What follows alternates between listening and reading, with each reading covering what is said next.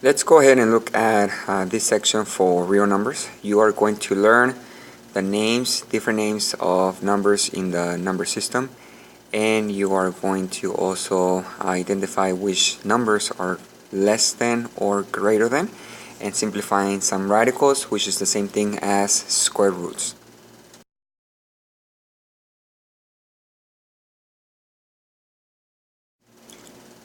So first, you have to know the names of all the numbers in the number system. So keep in mind that in the number system, we do have numbers that are real numbers and imaginary, but we're not going to cover imaginary numbers in Algebra 1.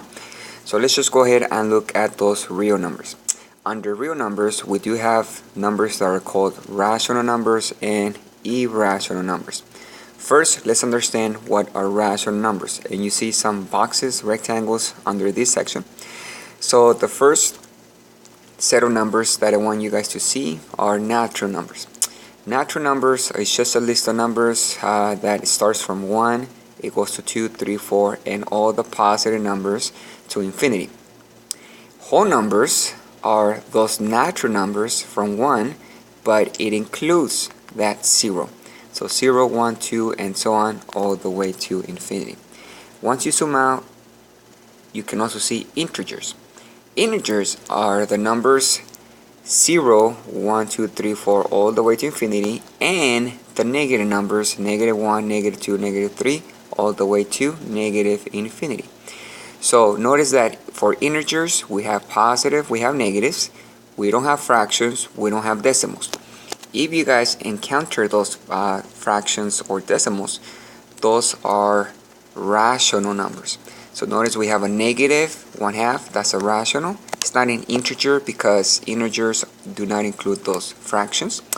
You can have decimals, nasty fractions, or simple decimals.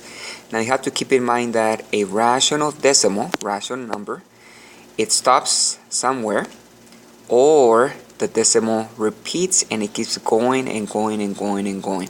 So this one here, it is repeating, so it is rational. You can make this decimal a fraction, which is this one here. I'll give you another example for a rational number, and the fraction 1/3. 1/3 is rational because it is a fraction, and if you make that a decimal, you can use 0.3333, and it keeps going and going and going. Irrational, on the other hand, those are decimals. They're not fractions, but the decimals, first of all, they do not repeat and they go forever. They keep going forever and ever.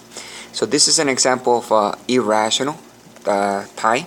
We know that pi is 3.14, and it keeps going 1/5, and it keeps going and going and going.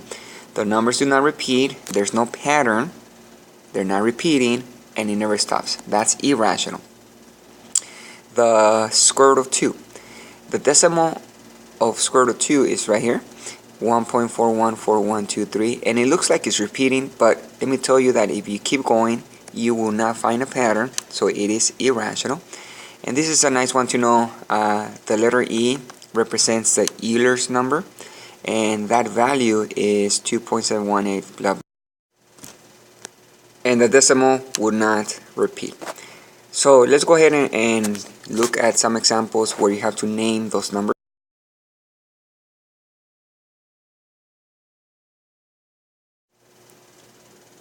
So I just have some examples. I'm not going to do all of them, but I'm just going to show you what you have to look for in order to tell the name of the number. So first, let's go ahead and look at this here. 8.3 is just a fraction.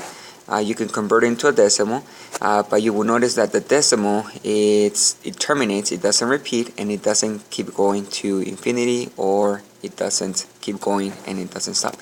So since this is a fraction, the name we can use is rational. Now sometimes you do have a radical or the square root of a number. Now remember that the square roots you can simplify and see if you guys have a perfect answer. So the square root of 81, that can simplify to 9, and we know what the number is. Number 9, we can say it's a whole number. We can say it's a natural number. You can say rational, but the word rational, usually we use it when we have a fraction.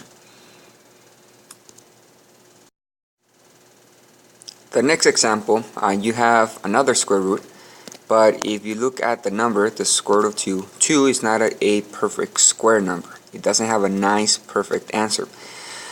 So this here, it's irrational, because if you convert that into a decimal, it never stops, it keeps going, and it's not repeating. Irrational. Now, sometimes you do have a square root where the number is not a perfect square number, 28, but when you think about it, the square root of 28, you can turn that into a decimal. And if you turn that into a decimal, it's going to keep going and going and going, but it's not going to repeat. So we can say that the square root of 28 is also irrational. And all you have to look for are the numbers inside of the radical. So notice here, 28, again, is not a perfect squared number. So it doesn't have a perfect answer.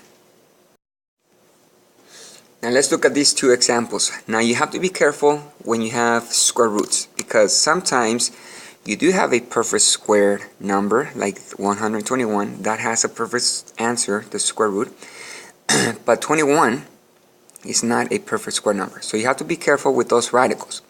So let me show you the one on the bottom. This one here, when we have the square root, negative square root of 121. Since the negative is outside of the radical, the square root, you have to keep that negative. So I'm going to put negative here. The square root of 121 is 11. Now all of this radical turn into negative 11. Notice the number, we can say it's an integer because it's a negative number, not a fraction.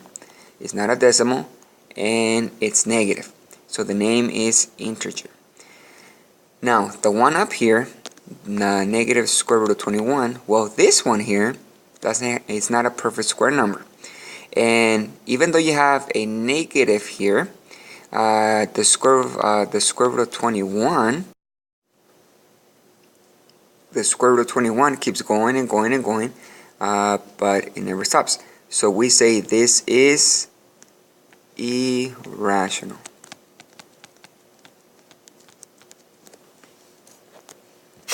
Just a couple more, and then we're going to move on to the next ones.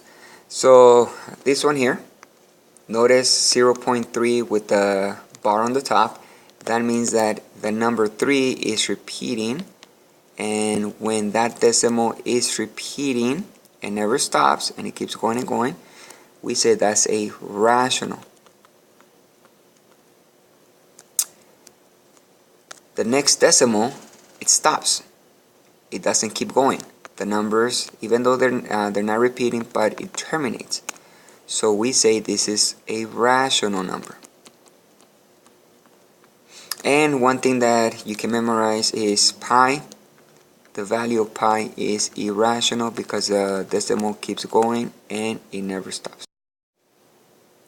I will do a second part for this section, so make sure you check the second video for section 0-2.